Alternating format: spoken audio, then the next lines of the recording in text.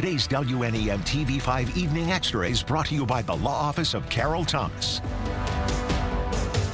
Lawmakers taking sides on newly proposed taxes on vaping and nicotine products and online gambling. Governor Gretchen Whitmer says the funds would prop up Medicaid coverage after federal government cuts. Welcome into TV5 Evening Extra. Republicans aren't buying Governor Whitmer's budget recommendation, at least for now. An economics professor tells TV5's James Felton why he wouldn't be surprised if perceptions change. It really depends on how consumers respond. So the products we're talking about, things like vaping, gambling, these are what some people might consider to be addictive substances. So the question is, how addicted are people? That will determine the success or failure of Governor Whitmer's proposed tax increases on vaping and internet gaming as part of her executive state budget recommendation for fiscal year 2027. Whitmer is looking to use these taxes as part of generating $780 million in revenue to stabilize Medicaid funding after the federal government approved cuts to health care last year. Chris Douglas is the professor of economics at the University of Michigan Flint. These addictive substances impose costs on the rest of society. For instance, vaping is a problem in schools. So if these things are taxed and that causes people to do these things less, that might be a net benefit for society. However, that could come at the cost of fewer people working to the vape shops or fewer people working to the casinos. But the question just is, how do consumers respond? A question that House Speaker Matt Hall isn't entertaining. They're not going to happen. We're not going to raise taxes on vape and alternative nicotine products and other tobacco products. We're not going to do a delivery tax. We're not going to raise taxes on internet gaming. We're not going to do any of that. There will be no tax increases in this budget when we do this deal. But Douglas tells us that Republicans did go along with a 24% wholesale tax on marijuana in the last budget cycle. So Hall's stance could change between now and when the final state budget is approved by state lawmakers later this year. In terms of something being taxed, it's hard to make a case that vaping and gambling are more sympathetic products than marijuana. So if people are willing to tax marijuana last year, perhaps they'd be willing to tax vapes and gambling this year. James Felton, WNEM TV5. This is Governor Whitmer's eighth and final executive budget. It includes a general fund totaling $13.6 billion and a school aid budget totaling $21.4 billion. There's money proposed for road repairs, improving veteran services, protecting the environment, and investing in job creation efforts. But what's recommended for our schools? We'll have more on that in just a little bit. First responders credited for saving 3 people from a fire in Flint. State police say when they arrived at the home on West Newell Sunday night, the front door was locked and people were still inside. Firefighters forced their way in and got 2 children out. Meanwhile, the troopers found a disabled 60-year-old woman in her bed as the fire burned around her. Troopers used their fire extinguishers to slow the flames and then carried the woman to safety. She was taken to a hospital. The cause of that fire is under investigation. A woman pleads guilty to charges involving a viral moment when she threw hot coffee at a local McDonald's manager. Court records show Kashari Brown pleaded guilty to 1 count of assault or assault and battery for the moment that was caught on camera back in November at the Buena Vista Township McDonald's. Brown's sentencing is scheduled for March 23rd. She faces up to 93 days in jail or a $500 fine. And a pretty nice day across mid-Michigan today, but as we head into the weekend, we are expected to get even warmer. Temperatures climbing into the 30s even further tomorrow. I do think some of us will hit 40 and then a better chance for 40s on Saturday and Sunday. It looks like we'll keep the bright skies for now over the weekend. There's a chance that Saturday's forecast could get a little cloudier. We're seeing at least some hints of that today, but not ready to go there just yet. Our temperatures around the region this afternoon mostly in the 20s and low 30s, which is a little bit warmer than we were at this time yesterday. Feels like temperatures also in the teens to about the low 30s, depending on where you are. The wind itself pretty light, only about 5 miles per hour or so, and some locations have even gone calm. So wind is not expected to be a factor tonight. US 10, everything is moving at the expected pace, and your first alert pinpoint Doppler is all dry. Sky Tracker also showing what's appearing to be clear skies over most of the lower peninsula. As we go through the next 12 hours, we'll see a steady drop into the teens for overnight lows. Your forecast for the next 7 days coming up in a few minutes. to work on manufacturers. Safety, city infrastructure, and investment, all topics of discussion at Saginaw's State of the City address. Mayor Brenda Moore took the stage at the Dow Event Center to lay out the city's accomplishments in 2025 and the goals for 2026. She says safety is still a top priority for Saginaw, adding partnerships with local police have led to a drop in crime. 11% reduction in the serious Part 1 crimes, 43 reductions in homicide. Mayor Moore also spoke on the funds from the American Rescue Plan Act. She says the city has spent about $45 million out of the $52 million allocated to Saginaw. Federal guidelines state all ARPA funds must be spent by the end of this year. If it seems like we're not going to be able to spend that money, anybody that knows me know I don't get no money back. And any money that gets pulled back is going to be used for parks and recreation and for those roofs and furnaces. Since 2022, more than $8 million in ARPA funds have been allocated for furnace, roof, and window replacements for more than 800 Saginaw homes. If you'd like to watch the Saginaw State of the City speech in full, go to our website, WNEM.com. A new restaurant and apartments are coming to Genesee County. Governor Gretchen Whitmer announced 2 redevelopment projects in Flint and Montrose that are receiving grant money from the Revitalizing and Placemaking Program and Build MI Community Initiative. In Flint, a vacant historic property on South Grand Traverse Street will be redeveloped into a sit-down tap room and purveyor restaurant. That project received $250,000 to help with redevelopment costs. In Montrose, nearly $1 million in grant money will help convert a vacant building into a mixed-use space featuring 5 new apartments and over 2,500 square feet of commercial space. Construction is returning to Bay City's Smith Street. The Department of Public Works says later this month, crews will start work on Smith from State to Joseph. The department also says the multi-year road reconstruction project on Smith stretches from Patterson to North Henry.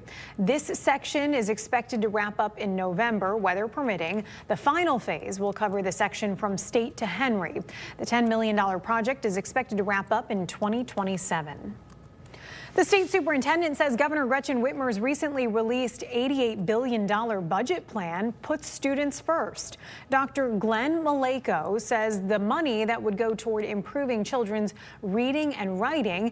And he also says it includes $68 million to train and retain teachers, $100 million to adopt proven lesson plans and courses, more than $214 million for expanding pre-K, and more than $242 million would provide extra help in classrooms and communities. Republican lawmakers, though, are calling for more spending cuts. State lawmakers are considering a bill to ban police departments from entering agreements for immigration enforcement with the Department of Homeland Security. The Senate bill includes both Customs and Border Protection and Immigration and Customs Enforcement. The ban would apply to state police, county sheriff's offices, and local police departments. That bill was sent to the State Senate Committee on Government Operations for consideration. U.S. Immigration and Customs Enforcement will lease office space in the city of Southfield. The U.S. General Services Administration says the lease is for space at Oakland Town Square. The office complex is near the Lodge Freeway and Interstate 696. It will be used to support administrative and legal functions on behalf of ICE. Southfield officials say enforcement officers will not operate out of that location, adding Oakland Town Square is a privately owned commercial property zoned for general office use. The city does not have the authority to allow or reject specific tenants as long as the proposed use is following zoning and regulatory rules. Tomorrow, state officials will resume the study of the moose population. Last winter, 20 moose were fitted with tracking collars, and this winter, they hope to collar 43, which will provide precise location data and help researchers understand survival and causes of mortality, pregnancy rates, and births.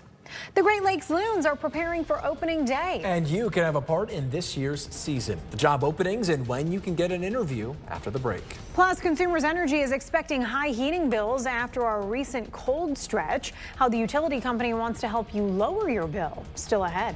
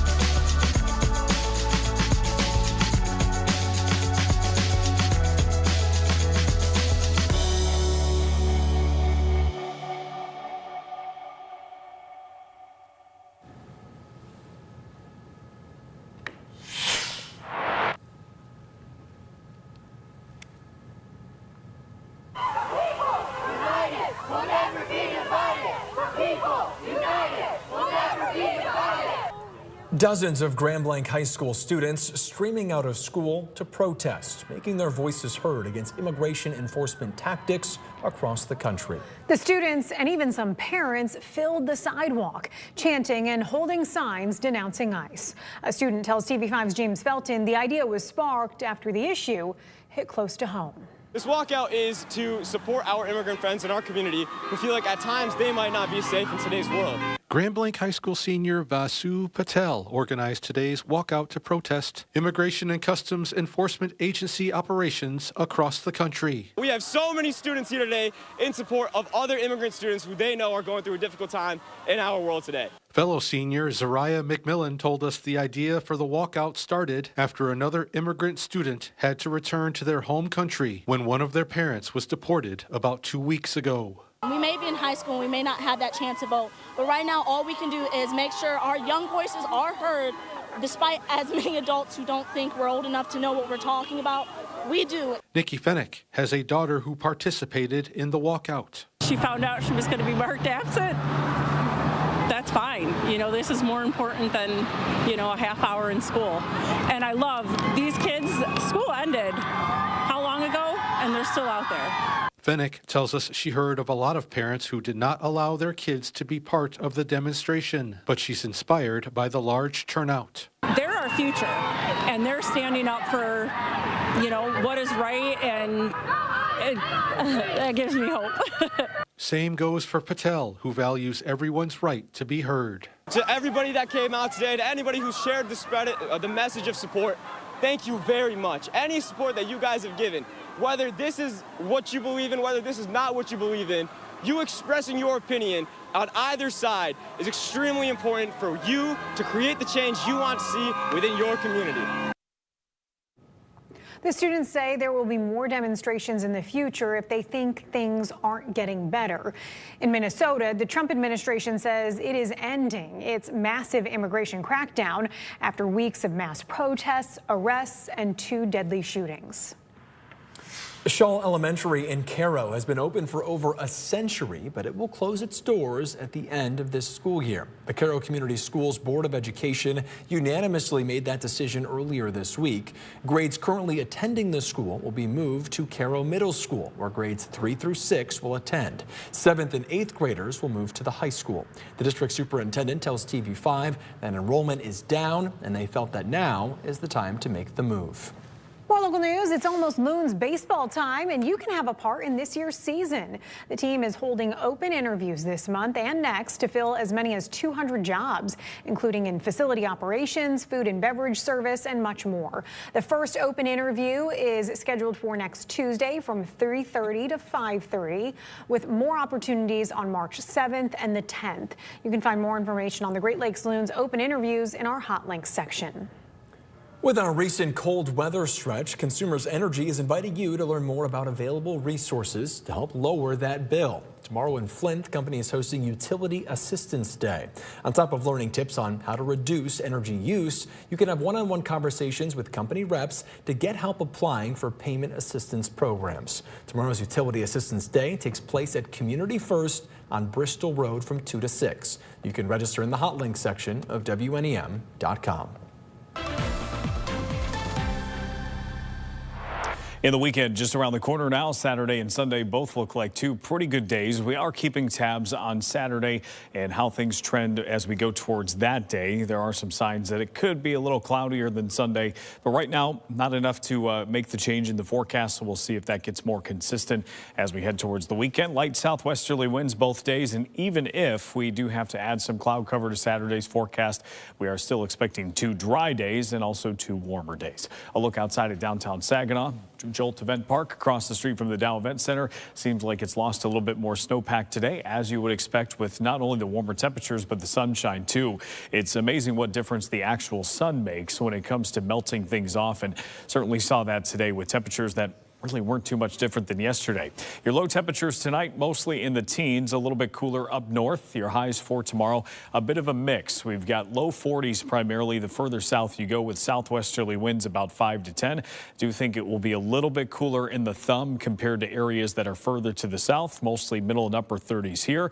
We've got temperatures that are pretty similar to our southern zones around the Bay region and 127, mostly upper 30s and low 40s. Same story in some of our northwesterly zones, and also the same story in some of our northeasterly areas on the north side of Saginaw Bay. As we take a look at the ice coverage, we're down to about 43.1%, so dropping off a little bit the last couple of days. We were up to about 58%, just shy of 60, but we have fallen, as you would expect, the last couple of days, and I'm sure that trend will continue somewhat going into next week. But the Saginaw Bay still looks like it's put together pretty well compared to some of those other areas that are further out. So I still think we have some time left. Obviously, make sure that you're being safe every day just to be on the safe side. Forecast high temperatures going into next week, mostly in the mid 40s. But I do think if a system that we're expecting to move through on Wednesday goes on more of a northerly path, I think that will drag some warmer air a little bit more north into the area, which could give us even warmer temperatures than what we are currently projecting. Your first alert pinpoint Doppler radar shows dry conditions tonight. Sky Tracker also showing even the flurries that have been around the last couple of days, those have started to drop off. Your hour-by-hour forecast into tonight shows that we've got maybe a little fog tomorrow morning just because of the fact that we are getting some snow and we're melting it. There's a little more moisture in the air from today, but I don't think that will last all day. If it does develop, I think we're back into the sunshine pretty quickly with some of those warmer temperatures into Friday afternoon. Your TV5 First Alert 7-day forecast shows those mid-40s next week, a chance for rain and snow Wednesday and also into Thursday. But until then, things look pretty dry through early next week. Thank you, Chris. A Clio man accused of using a gun during a fit of road rage will go to trial. According to the Genesee County Sheriff, Tony Lesperance was driving in Vienna Township when he encountered a Livingston County family. The family, with 2 young children, was traveling north when Lesperance began to tailgate them, and eyewitnesses said Lesperance pulled out a pistol and stuck it out the window. The family slowed down, and Lesperance hit another vehicle in a pit maneuver, causing the family to drive into the median, leaving their car totaled. Lesperance is charged with 6 felonies. He's due back in court for a pre-trial hearing on March 23rd. The Michigan Department of Natural Resources reports that a deer with chronic wasting disease has been found for the first time in Gladwin County. A hunter harvested the deer from Clement Township. The DNR says it is the 18th county in the state where a positive case has been found. Chronic wasting disease has been found before in nearby Ogama and Midland counties. Chronic wasting is a deadly, slow-developing neurological disease that spreads slowly to deer, elk, and moose. Deer that appear emaciated, lethargic, disoriented, or unresponsive may have it. There have been no reported cases of people catching it.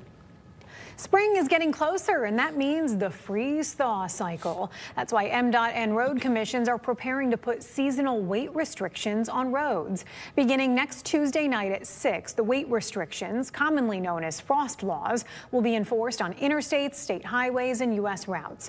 These include M61 from Standish to U.S. 127 in Clare County, and U.S. 10 from Ludington on the state's west side to 127 in Clare County. All new tonight, a labor of love carved piece by piece. How one man's passion for crafting has turned into the entire city of Manhattan. In our can't miss moment on the news at 10 on the Great Lakes Sports and Entertainment Network. Then on TV5 News at 11, how housing contributed to the rise of wealth and financial disparity. A Black History Month look at race, redlining, and raising. Also at 11, a surprise discovery in a landscaper's locked van. Why it was necessary to call police. And your 7-day one more time. Over the weekend, we're near 40 both days. Looks like a pretty quiet Valentine's Day weekend. So if you do have some plans this weekend, shouldn't have any problems getting where you need to go. And then we've got some 40s early next week. A chance for both rain and snow on Wednesday, but a lot to sort out there. So just stay tuned. And if you want to hear more about the weather, you can head on over to our digital live stream at 9 o'clock tonight. You can join that stream at WNEM.com, the TV5 YouTube and Facebook pages, on our Roku and Fire Stick channels, or on the TV5 News app. Thanks for watching WNEM Evening Extra. Of course, keep up with us as the news breaks online, on our app, or on social media. We'll see you at 11.